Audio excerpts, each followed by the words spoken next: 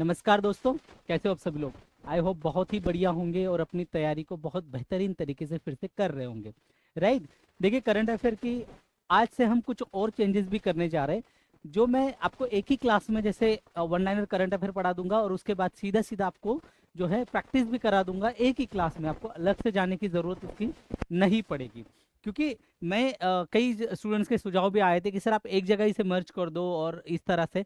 तो ठीक है, अलग अलग क्लासेस देखने से अच्छा है कि आपने जो करंट अफेयर पढ़ा उसी को ऊपर बेस जो है हम सीधा सीधा वन लाइनर उसके जो क्वेश्चंस है वो भी आपको इसी क्लास में करा देंगे, ताकि आपको एक ही क्लास में एक ही जगह सब कुछ मिल जाए। तो चलिए, क्रॉनिकल पत्रिका के यूट्यूब चैनल है क्रॉनिकल इंडिया, इस पर आपका बहुत बहुत स्वागत है। चलिए शुरू करते हैं। देखिए, प्रधानमंत्री का मॉरिशस दौरा काफी चर्चा में रहा था। ये एक मॉरिशस दौरा हुआ था अभी, 2 दिन का दौरा था। ये 10 मार्च को जो है वो गए थे वहां पर, और उन्होंने निकटतम समुद्री पड़ोसी, ये हमारा सागर वाला एक बिल्कुल लगा हुआ हिंद महासागर से लगा हुआ देश है, और हमें दक्षिण जो है एक जो स्ट्रिंज ऑफ पर्ल पॉलिसी है चाइना की, उसके एवेज में उसके सामने हमारे पास एक स्ट्रांग समंदर में भी एक अच्छा सा पड़ोसी हमारे पास होना चाहिए। इसीलिए मॉरिशस की बहुत बड़ी एक यात्रा हुई, बहुत सफल यात्रा हुई। और ये 2 दिन का था, जिसमें 2 दिन के दौरे में जो है एक द्विपक्षीय संबंध हम दोनों देशों को स्ट्रांग करने थे। और मॉरिशस के जो 57वां राष्ट्रीय दिवस समारोह है उसमें भी वो मुख्य अतिथि के रूप में शामिल हुए। और साथ ही साथ 2015 में इनकी पहली यात्रा हुई थी, और उस समय भी मोदी जी ने इस यात्रा में भाग लिया था। जो उनका राष्ट्रीय दिवस होता है उसके समारोह में मोदी जी शरीक हुए थे। और इस बार सेकंड टाइम ये यात्रा है भारत के प्रधानमंत्री की। और इसमें अगर बात करें तो महाराष्ट्र के जो नए राष्ट्रपति है धारामबीर गोकुल और प्रधानमंत्री नवीन चंद्र राम गुलाम, इनके साथ इन्होंने बैठक की करी है। राइट। भारत मॉरिशस संबंध अगर हम देखें तो ये पश्चिमी हिंद महासागर में मॉरिशस है, और यहाँ भारतीय मूल लोगों की बहुत बड़ी आबादी रहती है। और नाम भी आपने देखे किस तरह से भारतीय मूल के लोग जो है दुनिया भर में कई जगह पर प्रधानमंत्री, राष्ट्रपति और बड़े ओहदे पर है। 1.2 मिलियन निवासियों में से लगभग 70% आबादी जो है भारत मूल की है। राइट। राष्ट्रीय दिवस का एक विशेष संबंध भी है, जब महात्मा गांधी, जो मॉरिशस का राष्ट्रीय दिवस है, उसका भारत से बहुत बड़ा कनेक्शन है। और ये कनेक्शन सीधा हमें ले जाता है महात्मा गांधी राष्ट्रपिता के पास। जब वो 1901 में जब उन्होंने यात्रा करी थी दक्षिण अफ्रीका से, वो भारत की यात्रा आए थे। उस समय वो मॉरिशस में रुके थे, मतलब जैसे स्टॉप लगता है ना, तो वैसे जैसे वो मॉरिशस से उधर से दक्षिण अफ्रीका से जब आ रहे थे तो मॉरिशस में या उसी दिन जो है वो 1901 में कुछ समय के लिए रुके हुए थे। तो इसके कारण जो है ये बहुत ही खास दिन मॉरिशस के लिए भी हो जाता है। और इस समय गांधी जी ने श्रमिक, वहां के जो श्रमिक थे, भारतीय श्रमिक और वहां के श्रमिक, उनको एक महत्वपूर्ण संदेश भी उन्होंने दिए थे। उसमें कहा था कि भाई शिक्षा बहुत जरूरी है, एजुकेशन, जिसके माध्यम से देखिए ऑनलाइन के माध्यम से हम और आप जुड़े हुए। एजुकेशन वो शेरनी का दूध है, जो पिएगा वो दहाड़ेगा जरूर, डॉक्टर अंबेडकर ने ये कहा था। तो ये बहुत जरूरी है, शिक्षा का महत्व बहुत जरूरी है, राजनीतिक सशक्तिकरण ये भी बहुत जरूरी है, और भारत के साथ संबंध बनाए रखने का महत्व, इसकी बात जो है गांधी जी ने करी थी।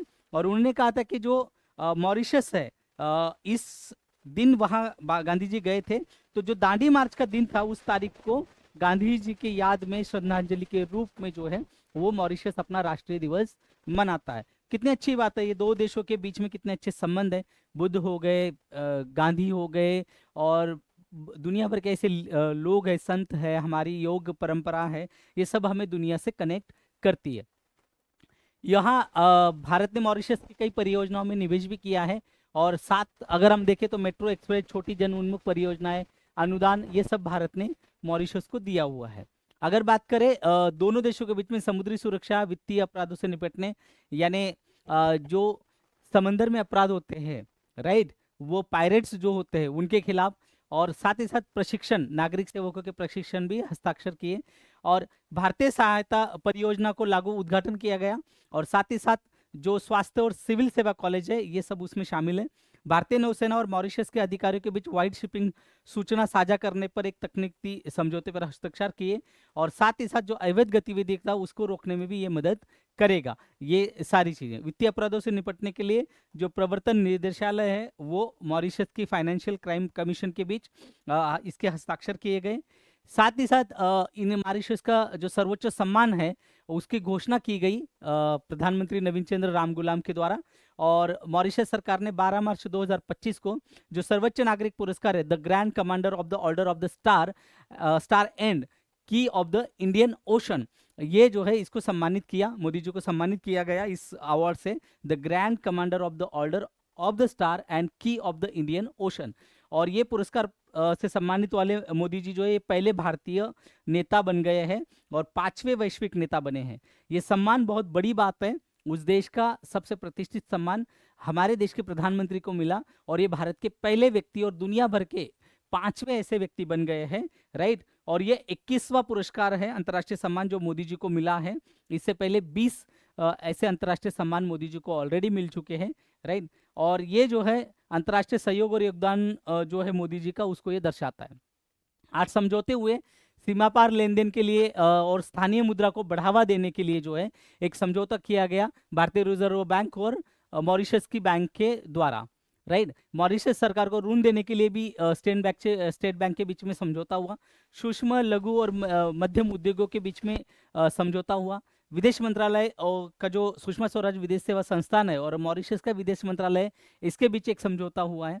भारत का जो राष्ट्रीय सुशासन केंद्र है और मॉरिशस के लोक सेवा और प्रशासनिक सुधार मंत्रालय है, इनके बीच में वहाँ का जो सिविल सर्विसेज है उनके बीच में भी एक करार आयोजित मतलब उनके बीच में भी एक समझौता पे हस्ताक्षर हुए।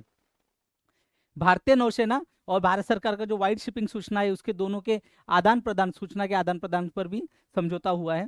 भारतीय राष्ट्रीय महासागर सूचना सेवा केंद्र और मॉरिशस सरकार का महाद्वीपीय शेल्फ समुद्री प्रशासन और अन्वेषण विभाग के बीच में भी एक सहयोग हुआ है। मॉरिशस का जो ईडी है प्रवर्तन निर्देशालय मॉरिशस का और वित्तीय अपराध, इनके बीच में भी एक ज्ञापन समझौता हुआ है, राइट। ईडी और मॉरिशस के प्रवर्तन निर्देशालय के बीच में। प्रवासी और विदेशी विधेयक है 2025, ये एक नई न्यूज़ है, बहुत इंपॉर्टेंट है। मैंने इससे पहले भी आपको इसके संदर्भ में पढ़ाया था जब इसकी सूचना आई थी, और ये विधेयक अब जो है लोकसभा में जो है ये विधेयक पेश किया गया है। जो सेकंड पार्ट लोकसभा का शुरू मतलब संसद का शुरू हुआ है 10 मार्च से, उसमें जो है ये शुरू किए, ये जो है प्रवासी और विधेयक, ये प्रवासी और विदेशी विधेयक ये पेश किया गया है। उसका उद्देश्य जो विदेशी भारत में आते हैं उनके निकास और प्रवास को सुव्यवस्थित बनाना है। पिछले दिनों में कुछ ऐसी घटनाएं घटी है, उन घटनाओं को ध्यान में रखकर ये विधेयक आया है। इस विधेयक का विपक्ष ने तो विरोध किया है। अब इसमें कहा गया है कि जो संविधान है इसके कई प्रावधानों का उल्लंघन ये विधेयक करता है, ऐसा विपक्ष ने आरोप लगाया है। बट एनीवे जब सरकार भी चुन के गई है, सरकार ऐसा नहीं कि सरकार इस तरह का काम करेगी। जरूरी होता है कि हमें अपडेट रहना बहुत ज़रूरी है। अब अगर समय बदल रहा है तो हमें दुनिया भर की जो पॉलिसीज़ बदल रही है, जिस तरह से प्राइवेट जो अदर कंट्रीज़ है like USA, others country like USA, वो क्या कर रही है, वो अमेरिका फर्स्ट नीति अपना रही है। और आपने देखा कि किस तरह से उन्होंने हमारे अवैध प्रवासी के नाम पर किस तरह से लोगों को वीडियो में जकड़ कर बाहर भेजा। हम नहीं चाहते दुनिया भर से अच्छे रिश्ते हो, ग्लोबलाइजेशन का ज़माना है, एआई का ज़माना है, तो हम चाहते कि भाई बेहतर रिलेशन हो। यहाँ पे पर्यटक जो आए या जो लोग आए या राष्ट्रीय सुरक्षा को मद्देनजर रखते हुए अवैध प्रवासी ना घुस जाए, इसके लिए बहुत ज़रूरी है, राइट। आधुनिक और सुव्यवस्थित बनाने के लिए प्रस्तुत किया गया है। आधुनिक समय के जिसकी मैं बात कर रहा था अपडेट्स की, राष्ट्रीय सुरक्षा बढ़ाई जाएगी और प्रवासी प्रक्रिया को सरल और सरल किया जा सके। इसमें वैध पासपोर्ट या वीजा के बिना जो प्रवेश कर रहे मतलब अवैध प्रवासी, उनको 5 साल की जेल हो सकती है और 5 लाख रुपए का जुर्माना भी लग सकता है। बांग्लादेश की तरफ से जो मोस्टली जो हमारे बॉर्डर एरियाज है वहाँ से बहुत अवैध घुसपैठ होती रहती है। और देखिए हर जो कंट्री है, जैसे भारत के लोग अच्छे अवसरों की तलाश में अमेरिका में घुसते हैं डंकी पद्धति से, ऐसे ही नेपाल, बांग्लादेश, ये जो छोटे छोटे देश है इधर के, उनको लगता है कि भारत बहुत बड़ा हुआ है तो भारत में जो है अवैध प्रवासी इस तरह से घुसते। और साथ ही साथ ये भी चीज़ ज़रूरी है कि जैसे पाकिस्तान हो गया, अफगानिस्तान हो गया, यहाँ रह रहे जो हिंदू है खास करके पाकिस्तान में या बांग्लादेश में, वहाँ जिस तरह की कट्टरपंथ अब बढ़ रहा है पाकिस्तान में, जिस वो तो है ही, बट बांग्लादेश में भी बढ़ रहा है, तो वहाँ से अवैध पलायन हो रहा है, तो इसके मद्देनजर भी ये हमारे लिए बहुत ज़रूरी चीज़ हो जाती है।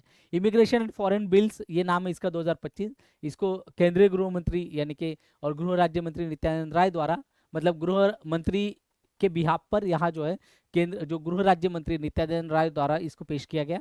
इसमें वैध पासपोर्ट या वीज़ा इसके बिना जो लोग प्रवेश करते हैं उनको अधिकतम 5 साल की जेल और 5 लाख रुपए का जुर्माना उन पर लगाया जाएगा, ये शामिल है। ये विधेयक 1946 का जो विदेशी अधिनियम और 1920 की जो पासपोर्ट है भारत में प्रवेश का जो अधिनियम है ब्रिटिशर्स ने बनाया, और 1939 का जो विदेशी के रजिस्ट्रेशन अधिनियम और 2000 में प्रवासी वाहक देयता अधिनियम, इन सभी को निरस्त करेगा और उनकी जगह ले लेगा। ये नया कानून है। अब देखो ये 19 से 20 का कानून है पासपोर्ट वाला, अरे खत्म करो इसको। 1939 का कानून है विदेशियों के रजिस्ट्रेशन, ये भी बहुत पुराना हो गया, ब्रिटिशर्स ने अपने फायदे के लिए इसको बनाया था, तो हम भी अपने फायदे के लिए अब इसको चेंज कर रहे हैं। इस बिल में ये अगर कोई भी व्यक्ति अगर इस देश में, मतलब हमारे देश के लिए खतरा है और हमें लगता है कि भाई ये नेशनल थ्रेट हो सकता है इस व्यक्ति से, और या फिर जो कोई फर्जी डॉक्यूमेंट्स बनाकर, जैसे डुप्लीकेट आधार बना लिया, डुप्लीकेट चीजें बना लिया, कुछ भी कर लिया, तो ऐसे डॉक्यूमेंट्स के आधार पर अगर भारत में रह रहा है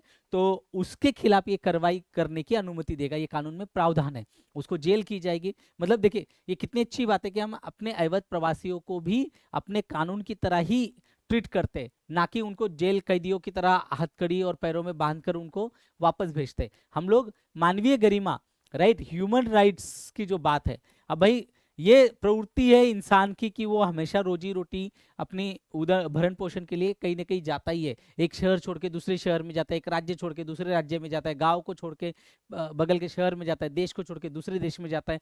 अगर सही तरीके से नहीं जा पा रहा है तो आड़े टेढ़े रास्ते से जाएगा। देखा आपने गुजरात से कितने हजारों लोग गए, जो मतलब जिसे हम एक आधुनिक बहुत मॉडर्न राज्य कहते हैं, जो व्यापारिक राज्य है, उस राज्य से भी लोग गए। पंजाब जो कृषि का इतना बड़ा स्टेट कहा जाता है भारत में, और उससे सबसे ज्यादा लोग जो है कनाडा जाते हैं और अमेरिका जाते हैं, और लीगल इलीगल दोनों तरीके से जाते हैं। तो ये चीज जो है ये मानवीय प्रवृत्ति है, राइट।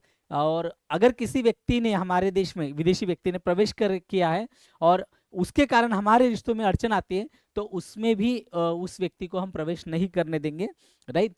तो ये चीजें भी बहुत जरूरी है। ये बिल अगर जो हमारे देश की राष्ट्रीय सुरक्षा है, अखंडता और संप्रभुता है, इसकी रक्षा के लिए इसको बनाया गया है। देखिए अगली खबर है, 58वां बाघ अभयारण्य बना है माधव राष्ट्रीय उद्यान। इसको जो है 58वां बाघ अभयारण्य घोषित किया गया। माधवराव सिंधिया, राइट, माधवराव सिंधिया जो है, माधवराव शिंदे, वैसे तो शिंदे है पर सिंधिया ही उनको बुलाते हैं, राइट। माधवराव सिंधिया, ये जो पूर्व अभी जो ज्योतिरादित्य सिंधिया है उनके पिता, तो ये इनके नाम पर जो है ये उद्यान था, उसको जो है अब 58वां बाघ अभयारण्य बना दिया, घोषित किया गया। ये मध्य प्रदेश का 9वां बाघ अभयारण्य है और इसको मान्यता मिली है। मध्य प्रदेश का ये 9वां बाघ अभयारण्य है। पिछले साल दिसंबर में जो भारत ने केंद्रीय पर्यावरण वन एवं जलवायु परिवर्तन मंत्रालय ने इसको मंजूरी दी गई थी मध्य प्रदेश में, और यहाँ जो है मध्य प्रदेश का एक रतापानी वन्यजीव अभयारण्य, इसमें 57वां बाघ अभयारण्य स्थापित किया गया था, अब ये 58वां है। मतलब पिछले साल कौन सा हुआ था मध्य प्रदेश में? रतापानी, राइट, ये याद रखिएगा, रतापानी। पूछ लेता कि 58वां कौन सा है, 59वां कौन सा है, 10वां कौन सा है, ये पूछ लेता है। अब 1958 में अगर बात करें तो राष्ट्रीय उद्यान का इसको दर्जा प्राप्त हुआ था, इस माधव राष्ट्रीय उद्यान को। और 2022 की जो 5वां चक्र था, इसकी रिपोर्ट के अनुसार भारत में अब कम से कम 3167 बाघ है। तो बाघों की संख्या बहुत रैपिडली डिक्लाइन हो रही है। महाराष्ट्र में तो इस साल क्या पता नहीं बाघ कितनी शिकार किए गए, 22 बहुत खतरनाक न्यूज आई थी पिछले दिनों की किस तरह के बाघ मरे हुए पाए गए। तो ये सब चीजें बहुत खतरनाक है, बाघों की संख्या बहुत ये हो रही है। राष्ट्रीय बाघ संरक्षण प्राधिकरण क्या है? ये पर्यावरण और मंत्रालय जो है, वन मंत्रालय, इसके तहत एक वैधानिक निकाय है। इसे 2006 में संशोधित वन्यजीव संरक्षण अधिनियम 1972 के प्रावधानों के तहत गठित किया गया है, और इसकी अध्यक्षता वन मंत्री के जो पर्यावरण और वन मंत्री है उनकी अध्यक्षता में की गई थी।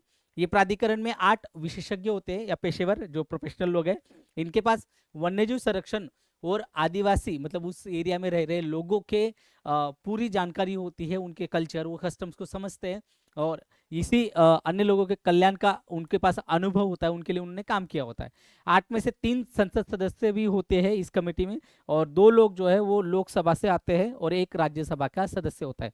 ये भी याद रखिएगा, कई बार वो कॉम्बिनेशन पूछ लेता है किस तरह से कौन कौन से निम्नलिखित में से कौन से सदस्य वहां हो सकते हैं। प्रोजेक्ट टाइगर के जो प्रभारी है वनों का महानिरीक्षक पदेन सदस्य सचिव के रूप में कार्य करते हैं। राइट, तो ये सारी खबरें थी। अब इसके ऊपर जो हमने जो अभी पढ़ा और पिछले दिनों जो भी पढ़ा है, जो करंट अफेयर हम इसी क्लास में पढ़ते हैं, उन क्लासेस के बेस हम जो है प्रैक्टिस करने वाले हैं। पहले हम ये क्लास अलग से लेते थे 10 मिनट की, मगर हम अब इसे यही क्लब कर रहे हैं ताकि आप लोगों ने सुझाव दिया कि सर अलग अलग पढ़ने से अच्छा कि एक ही जगह कर दीजिए, उन्हीं करंट अफेयर पे बेस रहेगा तो हमें और भी समझने में आसानी होगी। तो चलिए पहला सवाल जो हम देख लेते हैं, ये बहुत चर्चा में रहा था, धोलावीरा की खोज ये किसने की है? धोलावीरा आपको पता है, धोलावीरा जो है ये किसने करी है, ये इसके बारे में आपको बताना है। ये R D Banerjee, B John Marshall, C Jagatpati Joshi और डी दयानंद सरस्वती। जेपी जोशी जी ने कहा जाता है, इन्होंने इसकी खोज करी थी 1964 में। राइट, 1968 में, 1968 में जो है ये धोलावीरा की खोज की गई थी। और ये जो है सिर्फ धोलावीरा नहीं, सुरकोटदा भी था। आपने सुना होगा, जब आपने एनसीईआरटी पढ़ी होगी तो आपको पता है, ये आपने सुना होगा सुरकोटदा। राइट, सुरकोटदा है। और ये जो है 1968 में इन्होंने कह थी। ये पूरा बहुत ही जाने माने आर्कियोलॉजिस्ट है, जाने माने आर्कियोलॉजिस्ट है, आर्कियोलॉजिस्ट, इनका नाम आपने जरूर सुना होगा कहीं ना कहीं पढ़ते समय। और ये आर्कियोलॉजिकल सर्वे ऑफ इंडिया जो है, ASI archaeological survey of India, इसके महानिदेशक भी रहे हैं 1987 और 90 के बीच में। Right, Jagatpati Joshi, J P Joshi इनका नाम है, इनको जेपी से नाम से जाना जाता है। आप अगर गूगल करोगे तो इनके बारे में आपको सारी चीजें पता चल जाएगी। दूसरा सवाल है हमारा, ये बहुत चर्चा में रहा था कि जो भारतीय संविधान का अनुच्छेद है 136, बहुत चर्चा में था अभी, ये किससे संबंधित है? आपने देखा होगा जब अभी 1-2-4 दिनों की बात है, सारे न्यूज़पेपर में ये आर्टिकल बड़ा चर्चा में था। ये उच्चतम न्यायालय की विशेष अनुमति याचिका, बी संसद के विशेषाधिकार, सी राष्ट्रपति की शक्तियां और डी राज्यपाल की नियुक्ति। तो ये चारों में से किससे संबंधित है? ये जो है ये राइट, तो ये उच्चतम न्यायालय की जो विशेष अनुमति याचिका होती है, ये उससे संबंधित है। उच्चतम न्यायालय की विशेष अनुमति होती है इसको। और ये जो है किसी भी न्यायालय, एनी कोर्ट, राइट, मतलब एनी हाई कोर्ट और any court, others court, tribunal, जो ट्रिब्यूनल होते हैं, न्यास जिसे कहते हैं, राइट, एनी ट्रिब्यूनल, इनकी जो मामले होते हैं, इनके द्वारा जो रिजल्ट्स दिए जाते हैं या जो निकाल दिया जाता है, न्याय दिया जाता है, उसके विरुद्ध अपील करने की ये अनुमति प्रदान करता है। राइट, उसके खिलाफ, उसके अगर मान लो आपको नहीं पसंद आ रहा है यहाँ पर कोई चीज, राइट, तो आप जो है सुप्रीम कोर्ट जाकर इसके तहत एक आर्टिकल 136 के तहत उच्चतम न्यायालय में अनुमति याचिका दाखिल कर सकते हो। अगला सवाल देख लेते हैं। हाल ही में चर्चा में रहे सेलेनियम का मुख्य स्रोत क्या है? सेलेनियम, ये समुद्री जल, बी धातु सल्फाइड अयस्क परिशोधन, सी वायुमंडलीय गैस और डी ज्वालामुखी विस्फोट। देखिए ये बड़ा जरूरी है, आपको पता होना चाहिए। साइंस एंड टेक्नोलॉजी से, साइंस से सवाल है। इसका सही आंसर है धातु सल्फाइड अयस्क, इसका बी आंसर है। राइट, देखिए आपने देखा होगा साइंस पत्रिका जो आती है, इसमें इसके बारे में छपा हुआ था, साइंस रिपोर्टर जो हम जिसे कहते हैं, उसमें इसके बारे में छपा हुआ था, तो यहाँ से सवाल मैंने बनाया है। राइट, अगला सवाल, डीएनए के अल्ट्रा कंजर्व एलिमेंट्स यूसीईज का क्या होते हैं? ये क्या होता है? डीएनए के अल्ट्रा कंजर्व एलिमेंट्स, ये यूसीईज, ये स्थिर रहने वाले डीएनए खंड, बी जैविक उत्परिवर्तन, सी डीएनए में हानिकारक उत्परिवर्तन और केवल बैक्टीरिया में पाए जाने वाले जीन। राइट, तो ये जो है स्थिर रहने वाले डीएनए खंड होते हैं, ए इसका सही आंसर है। राइट, अगला सवाल देख लेते हैं। देखिए ये कुर्द समुदाय है, कुर्द समुदाय मुख्य रूप से किस क्षेत्र में निवास करता है? ये कुर्द आपने सुना होगा सद्दाम और ये सब चीजों के। ये यूरोप, बी मध्य एशिया, सी पश्चिमी Africa, D Iran, Iraq, Syria और तुर्की। तो कुर्द जो है ये यहाँ पाए जाते हैं डी, इन 4 इलाकों में। और आपने देखा होगा इराक में जब सद्दाम हुसैन का शासन था तो किस तरह से कुर्दिश लोगों के वो बहुत चर्चा में रहता था, राइट। धोलावीरा को यूनेस्को द्वारा विश्व धरोहर स्थल के रूप में कब सूचीबद्ध किया गया था? ये 2020, बी 2021, सी 2022, डी 2023। मैंने अभी जेपी जोशी के बारे में बताया ना आपको, तो इसीलिए ये सवाल उसी से बनना, क्योंकि धोलावीरा जो है ये इसीलिए चर्चा में है, राइट। ये 2021 में इसको विश्व धरोहर, world heritage site, world heritage, heritage, right, world heritage site. Aditya L1, अगला सवाल है, आदित्य L1 मिशन का प्राथमिक उद्देश्य क्या है? आदित्य L1 मैंने इसके बारे में अभी आपको पढ़ाया था, इसका एक अभी मैंने एक 3-4 दिन पहले इस आदित्य L1 के बारे में आपको पढ़ाया था। ये चंद्रमा की सतह का अध्ययन करना, बी मंगल के वायुमंडल का निरीक्षण करना, सी सूर्य के कोरोना, सौर उत्सर्जन, हवाओं और ज्वालाओं का अध्ययन करना, और डी बृहस्पति के छल्लों का अन्वेषण करना। तो इसका सही जवाब है ये, सूर्य के कोरोना, सौर उत्सर्जन और उसके हवाओं और इन सभी का अध्ययन करना। और इसने अभी एक तस्वीर खींची थी, राइट, रिंग की, मैंने उसके बारे में आपको पढ़ाया था बहुत डिटेल में, तो इसी के कारण ये सवाल यहाँ बना हुआ है और ये आएगा। देखिए किस संगठन ने बॉन्ड सेंट्रल की शुरुआत की? ए आरबीआई, बी सेबी, सी एनएससी और डी वित्त मंत्रालय। तो ये जो है सेबी ने की है, सेबी ने, बी इसका सही आंसर है, बी, राइट। सेबी ने इसकी शुरुआत की है। ये centralise database for corporate bonds इसके कहते हैं, जो ये बॉन्ड सेंट्रल है, सेंट्रलाइज्ड डेटाबेस बॉन्ड है, ये क्या है? For corporate bond, right, centralise bond, central जिसे कहते हैं centralise database for corporate bond, ये इसका फुल फॉर्म है। और ये आप पता ही है security exchange of board of, नहीं, ये सेबी जो है। ये कौन सा संगठन तांगानिका झील बेसिन में जैव विविधता संरक्षण का पहल का नेतृत्व करता है? देखिए ज्योग्राफिकल से क्वेश्चन है बट लोकेशन बेस्ड, राइट। ये यूनेस्को, विश्व बैंक, सी अफ्रीकी संघ, डी संयुक्त राष्ट्र पर्यावरण कार्यक्रम, राइट। ये यूएनईपी से संबंधित है। इसमें जो है तांगानिका झील बेसिन जो है ये यहाँ इसको करा गया है यूएनईपी द्वारा। और एक नया अध्ययन आया है, उसके अनुसार जो मंगल ग्रह है उसमें जो लाल रंग दिखता है, आपने देखा होगा मंगल ग्रह या मूवीज में भी देखा होगा, तो उसमें कौन सा खनिज जो है वो लाल रंग के लिए जिम्मेदार है? ए मैग्नाइट, बी हेमेटाइट, सी फेरी हाइड्राइट और डी गोएथाइट। तो इसका जो है ये फेरे हाइड्राइट है, सी इसका सही आंसर है, राइट। ऐसे जो करंट अफेयर्स, जिसके इवेंट से, करंट टॉपिक से, इंटरनेशनल इवेंट्स एंड जो न्यूज़ेस होती है उनको मैं लेकर आया हूँ। और हमारी पहली न्यूज़ जो है वो है आपके इन्वायरमेंट एंड इकोलॉजी से।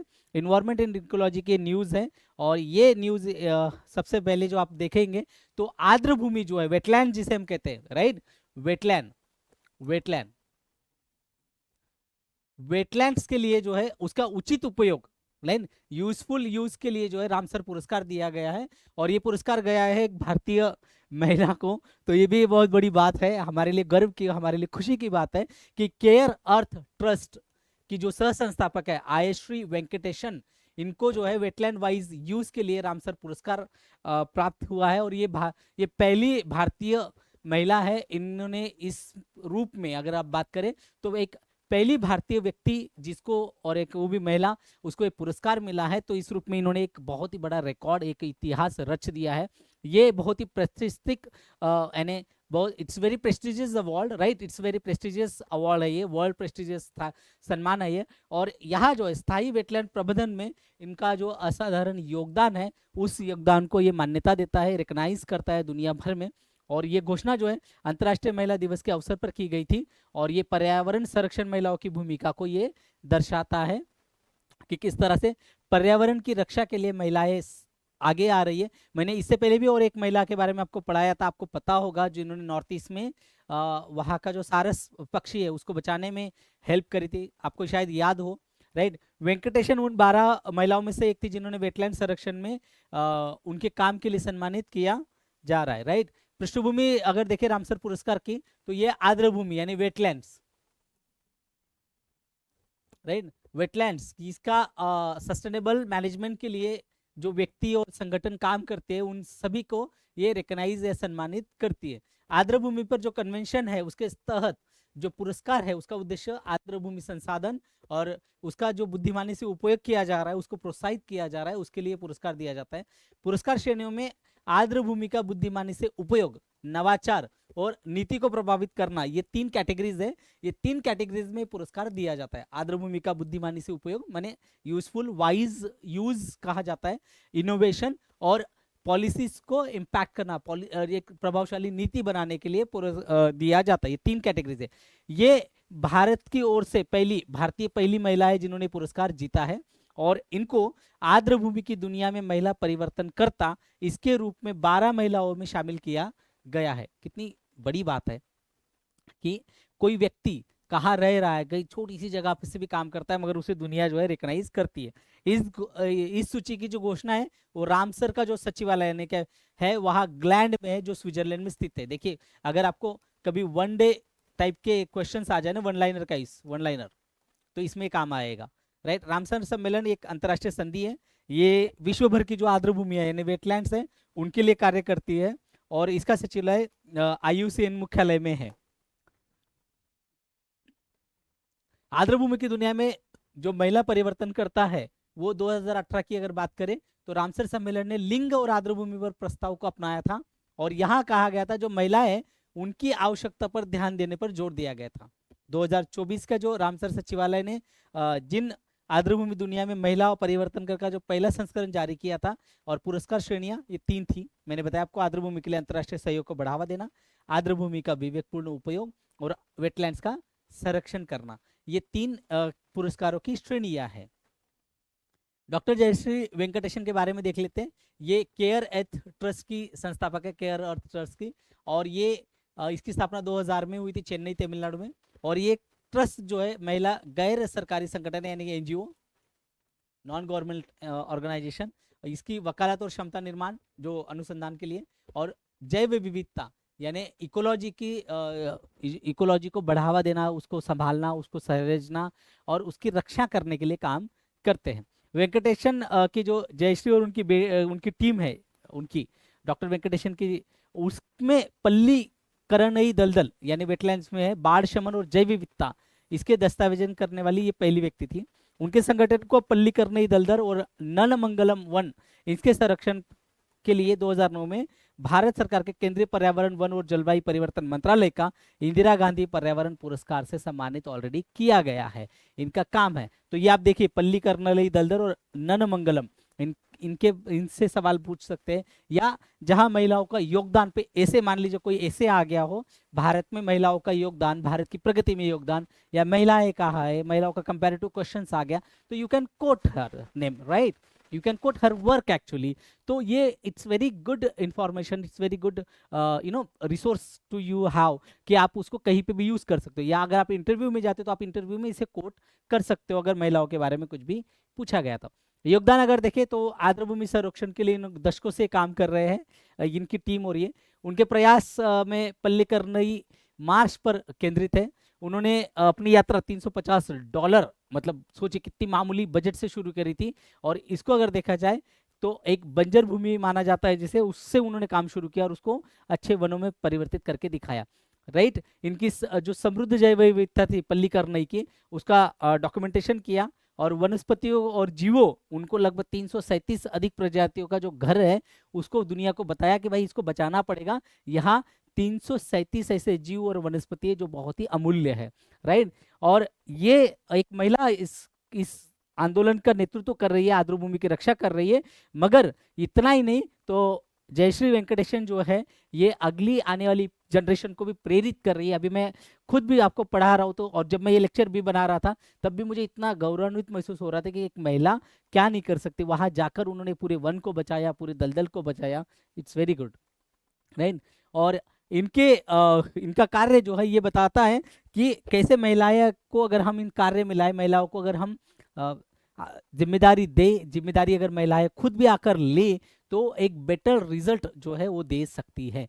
वेंकटेशन के इनको अपनी कई चुनौतियों का सामना करना पड़ा, और ये बताते हैं कि कई भारत में जो जटुली कानूनी और नौकरशाही है, मतलब रेड टेपिज्म, इसमें बाधा डालते हैं और उनसे जूझना पड़ा। खैर ये तो जहाँ जहाँ ब्रिटिश राज है ना, ये सब समस्या वहाँ है ही, ये उन्हीं की देन है, राइट। इसमें बाधा ये आर्द्रभूमि प्रबंधन में प्रक्रियाओं का आवश्यकता को उजागर करती है।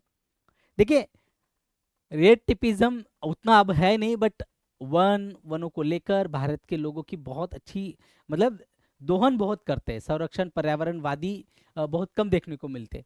बुद्धिमानी से उपयोग की अवधारणा जो है ये रामसर कन्वेंशन के लिए सेंट्रलाइज है, केंद्रीय में रखे हुए हैं उसने, और ये सस्टेनेबल डेवलपमेंट को बढ़ावा देती है।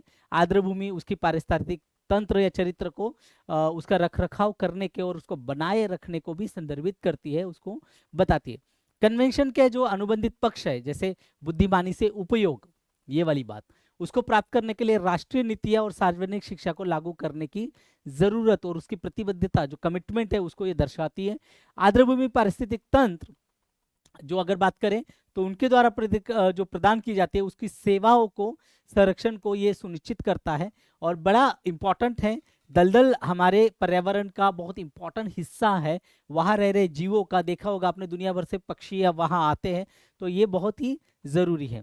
इनका काम आर्द्रभूमि संरक्षण के लिए उनकी प्रतिबद्धता और तत्कालिकता पर जोर देता है कि इसे क्यों बचाना चाहिए। पर्यावरण का दलदल वन इतना अहम हिस्सा है, नहीं तो ये जो बैलेंस बिगड़ेगा, आपने देखा होगा किस तरह से पूरी दुनिया भर में और भारत में खास करके। अब मैंने अभी आपको कुछ डरावनी रिपोर्ट्स भी पढ़ाई जिससे सच में हमें सोचने की जरूरत है कि अभी देखो मार्च मतलब फरवरी जो है 125 साल का सबसे गर्म महीना था भारत में।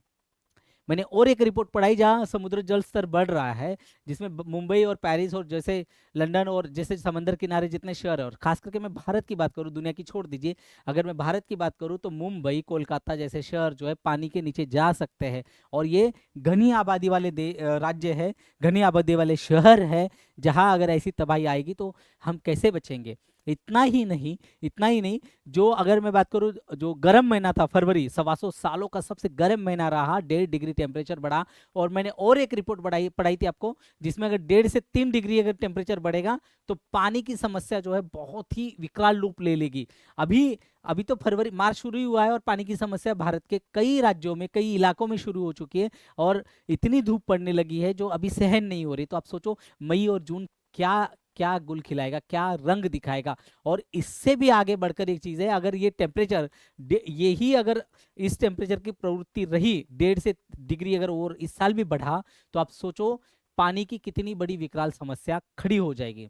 अभी हम पहाड़ों के में देखते हैं, पहाड़ लगता है कि पानी पानी की, पहाड़ों में कितनी समस्या है। मैं अभी कुछ दिन पहले गया हुआ था नैनीताल और उत्तराखंड में, और वहां मैंने देखा भीमताल, वहां कितनी विकराल समस्या है पानी की। पानी वहां पे एक टाइम आता है और उस टाइम में ही आएगा, अगर वो नहीं आया और आप नहीं भर पाए तो पानी नहीं आता है, 8-8 दिन तक पानी नहीं आता है। पहाड़ों की समस्या है। और अब खास करके जब हम शहरों में रहने वाले लोग छुट्टियां मनाने के लिए पहाड़ों में जाते हैं, नहीं हमें ठंडा आ जाए, मतलब हम अपने पेड़ तो काट दिए, अब हम वहां जाके गंदगी फैलाएंगे, तो वहां इतना पानी के ऊपर दबाव बढ़ जाता है कि जो पानी पहले 1 घंटा था तो वो आधे घंटे में ही सिमट जाता है। बहुत बड़ी समस्या जो है आने वाले समय हम भुगतेंगे। शहरी दबाव बढ़ रहा है, देखो मैंने अभी यही बोला मैंने, प्रभावी प्रबंधन है, रणनीति की आवश्यकता की बहुत जरूरी है।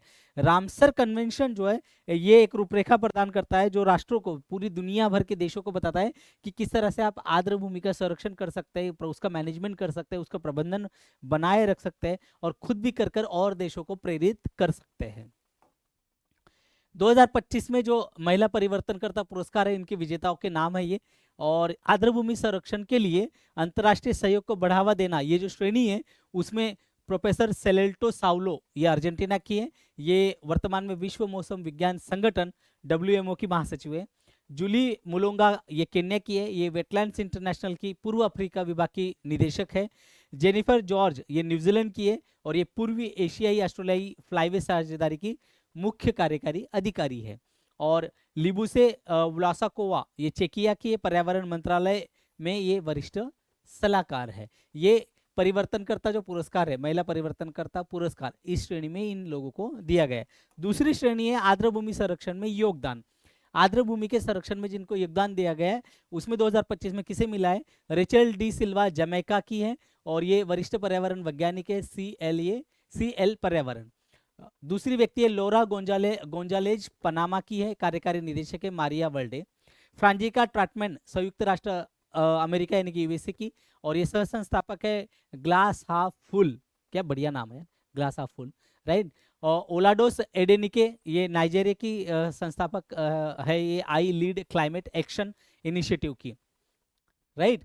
और ये तीसरी कैटेगरी जो है आर्द्र भूमि का विवेकपूर्ण उपयोग में योगदान, इसमें तातियाना मिनायवा ये पोलैंड से है और ये सलाहकार है केयर फॉर इकोसिस्टम्स की। रोजा जलजा बोलिविया से आती है और ये संस्थापक सदस्य है विटिका का जिल, इसकी जो पानी की रक्षा के लिए जो महिलाएं एकजुट हुए उसकी ये संस्थापक है। और टेरेसा विंसेंट जिमेनेज ये स्पेन से, ये मर्सिया यूनिवर्सिटी में विधि दर्शन की प्रोफेसर है। और डॉक्टर जयश्री वेंकटेशन है ये भारत की है और ये केयर अर्थ ट्रस्ट की सह संस्थापक है, राइट। अगली न्यूज देख लेते हैं, एनवायरमेंट से रिलेटेड है और बहुत ही डरावनी है। मैंने आपको पहले ही बताया हुआ है कि एनवायरमेंट से डरावनी ही रिपोर्टें आ रही है।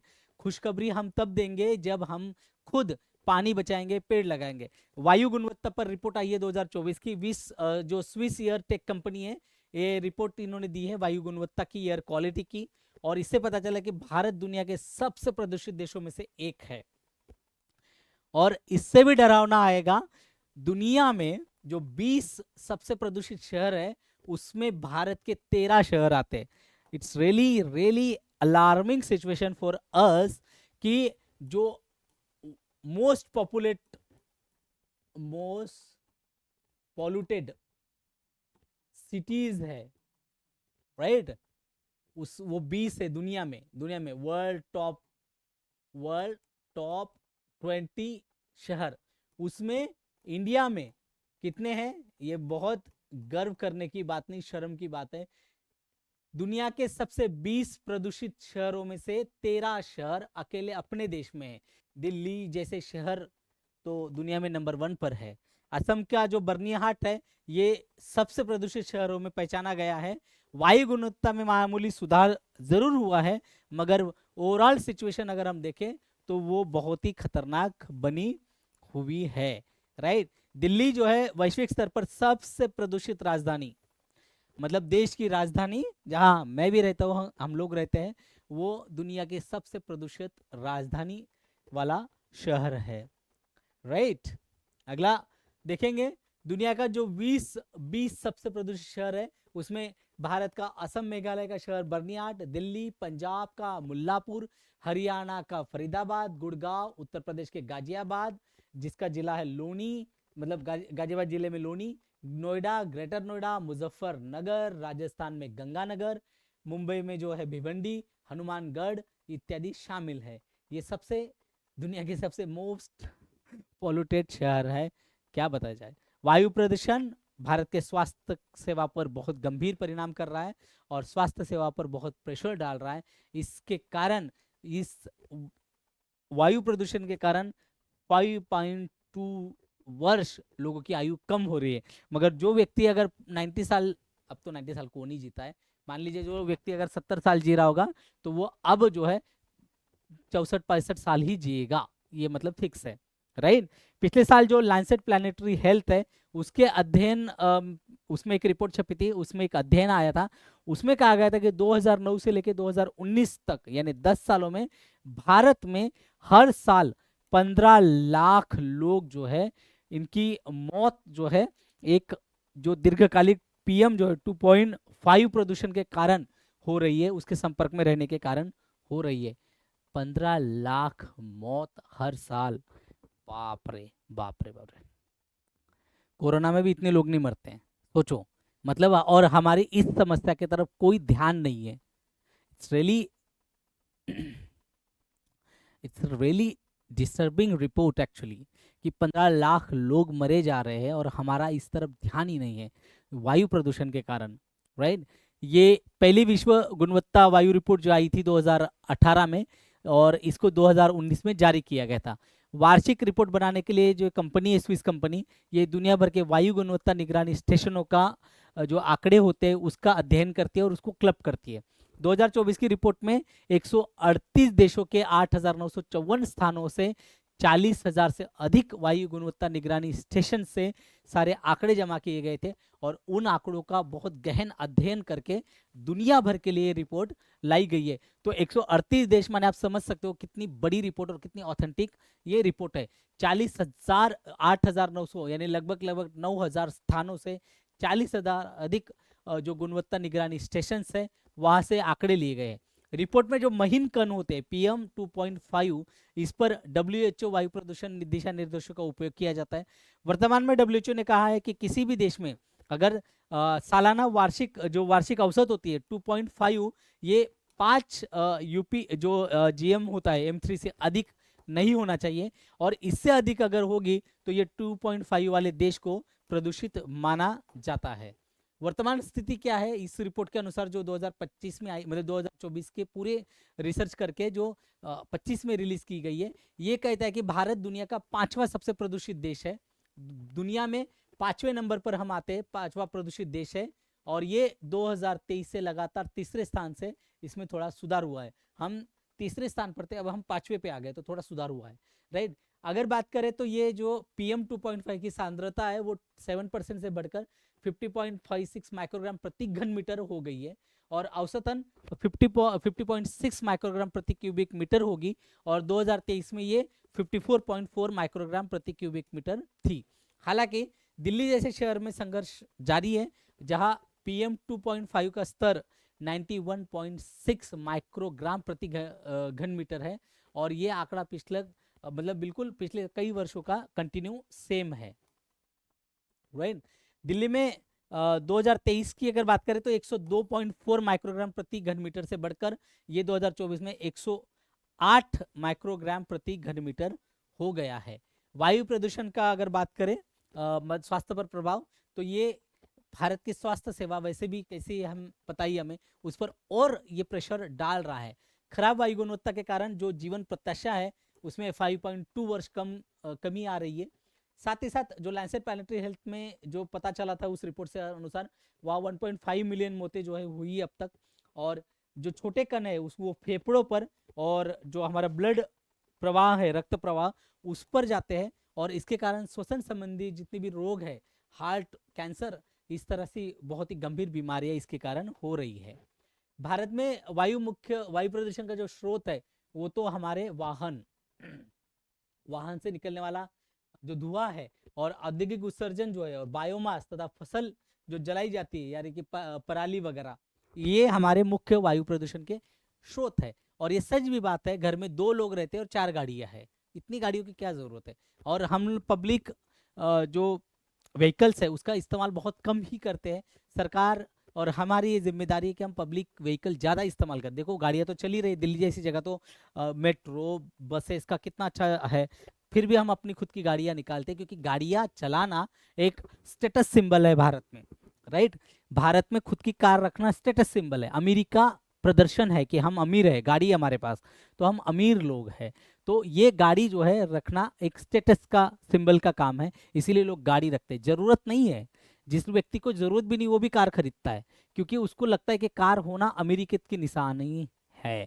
तो ये इसके कारण जो है प्रदूषण बहुत ज़्यादा बढ़ते हैं क्योंकि लोग गाड़ी है तो गाड़ी निकालेगा। आपने देखा होगा चौराहे पे दूध लेने जाना है फिर भी बाइक से जाएंगे, स्कूटी से जाएंगे, ये नहीं कि पैदल चल लो थोड़ी देर। पैदल चलोगे तो हेल्थ भी सुधरेगा, राइट। बट यहाँ ये प्रॉब्लम है। अगर शहरी क्षेत्रों में देखते तो PM 2.5 स्तरों का योगदान बहुत ज़्यादा है। ये इस प्रदूषण इनका कारण यहाँ शहरों में ये ज़्यादा बढ़ता है और तत्काल कार्रवाई की जो है बहुत ज़रूरी है, बहुत रैपिड लेवल पर कार्रवाई करनी चाहिए। वायु प्रदूषण के खिलाफ लड़ने की ज़रूरत है। सिफारिशों की बात करें तो ये बायोमास का जो तरलीकृत पेट्रोलियम गैस है LPG, इसको बदलना पड़ेगा और गरीब से गरीब परिवारों को अधिक सब्सिडी प्रदान भारत में करी भी जाए। जैसे उज्ज्वला वगैरह आपने देखा होगा, उज्ज्वला योजना वगैरह के माध्यम से जो है ये सारी चीज़ें करी जाइए। अगर सार्वजनिक परिवहन का विस्तार करना पड़ेगा, सख्त उत्सर्जन कानून लगाना पड़ेगा। जैसे आपने देखा होगा कि ऑड इवन स्कीम शुरू करी गई थी जब दिल्ली में पिछली सरकार के द्वारा जब बहुत प्रदूषण बढ़ा था तो ऑड इवन स्कीम करी गई थी, ये भी बहुत अच्छा था। कम से कम हाफ वाहन तो सड़कों पर उतरे आप घर पे रहे। कोरोना काल में हमने देखा कि हिमालय की चोटियां दिखने लगी है, मुंबई के सड़कों पर जो जानवर है लाइक हिरन या अदर वो घूमने लगे। और हिमालय यहाँ से बैठ के दिख रहा था, मतलब इतनी पहाड़ दिखने लगे थे कि वायु प्रदूषण के कारण कुछ दिखता ही नहीं। यही वाली चीज है। अब प्रभावी प्रदूषण नियंत्रण के लिए करना पड़ेगा, उद्योग वाहनों के लिए प्रोत्साहन और दंड का भी प्रावधान करना पड़ेगा। सरकार को डेटा संग्रह बढ़ाना पड़ेगा, और काम कर आंकड़े रहेंगे तभी तो हम काम कर पाएंगे। जागरूकता को बढ़ाना देना, स्वच्छ प्रथाओं को शामिल करना पड़ेगा, और लोगों को मास मूवमेंट चलानी पड़ेगी पर्यावरण बचाने के लिए, वायु प्रदूषण खत्म करने के लिए। सरकार, उद्योग, नागरिक, इन सबको जो है वायु गुणवत्ता के संदर्भ में सुधार के बारे में बताना पड़ेगा। और ये जब सभी लोग जब मिलकर आएंगे, क्योंकि ये सरकार की जिम्मेदारी नहीं है बात, ये इस पार्टी के गवर्नमेंट या उस पार्टी के government, it's not like that, right. ये this is the collective responsibility to know everyone कि हमारी ये जिम्मेदारी है, टू फील एवरीवन कि ये हमारी जिम्मेदारी है। हम कचरा सड़क पर नहीं फेंकेंगे, हम अपनी गाड़ी को कम से कम निकालेंगे, जरूरत होगी हम ज्यादा से ज्यादा पब्लिक ट्रांसपोर्ट का इस्तेमाल करेंगे। It is very important, right. तो ये एक कलेक्टिव वर्क है, और इस कलेक्टिव वर्क को ही हमें संभल कर करना पड़ेगा। पूरी दुनिया भर के लोगों को इसमें आना पड़ेगा। भारत के लोग तो है ही है, मगर क्योंकि देखो हमारी जिम्मेदारी ज़्यादा बन रही है, क्योंकि हमने हमारे दुनिया के जो 20 सबसे मोस्ट पॉल्यूटेड शहर है उसमें से 13 शहर हमारे देश के, तो ये हमारी जिम्मेदारी बनती है। और इससे बड़ी देशभक्ति कोई नहीं हो सकती। अगर हम कचरा नहीं फैला रहे, अगर हम गंदगी नहीं फैल रहा है, अगर हम स्वच्छता रखते हैं, हम कार्बन उत्सर्जन मतलब हेल्प कर रहे हैं, हम लोग गाड़ियाँ कम चला रहे हैं, हम पब्लिक ट्रांसपोर्ट का इस्तेमाल कर रहे हैं, तो इससे बड़ी देशभक्ति कुछ नहीं हो सकती। अब अंग्रेज नहीं आएंगे जिनके खिलाफ हमें अब लड़ना है, भगत सिंह उसकी जरूरत नहीं है। अब रास्ते बदल चुके, देश की सेवा करने के प्रकार बदल गए, रास्ते बदल गए। तो अब हमें इसी रास्ते से, पानी बचाना देश की सबसे बड़ी सेवा है। ये इतनी बड़ी सेवा है कि कोई सैनिक जहां खड़ा है वहां पे बॉर्डर पर, और वो जिस डेडिकेशन से देश की रक्षा कर रहा है, सेवा कर रहा है, यही सेवा, ये इससे कम सेवा नहीं है। अगर हम पानी बचा रहे हैं, हम बिजली बचा रहे हैं, हम लोग सड़क पे गंदगी नहीं कर रहे, स्वच्छता रख रहे, तो ये भी उतनी ही बड़ी देश की सेवा है। इस बात को समझिए, और पर्यावरण बचाने में अपना जितना भी योगदान रहेगा, होता है ना स्क्विरल, स्क्विरल जो होती है गिलहरी, उतना ही योगदान दे दीजिए। जैसे वो सेतु बनाने में उसने कैसा योगदान दिया था, जो राम जी को जब जाना था श्रीलंका सीता जी को लेने के लिए, तो किस तरह के गिलहरी अपने छोटी सी चोंच में छोटा सा पत्थर ही डाल रही थी। तो वैसे ही आप योगदान दीजिए पर्यावरण बचाने के लिए। चलिए, आई होप आपको ये क्लास अच्छी लगी होगी, और आप सभी लोग जो जो भी आपके फीडबैक है, प्लीज प्लीज मुझे कमेंट करके जरूर बताइए। क्लासेस को लाइक करिए, अपने दोस्तों के साथ शेयर करिए, और कमेंट करके आपके फीडबैक जरूर दीजिए। चलिए फिर मिलते हैं नेक्स्ट क्लास में, तब तक के लिए धन्यवाद।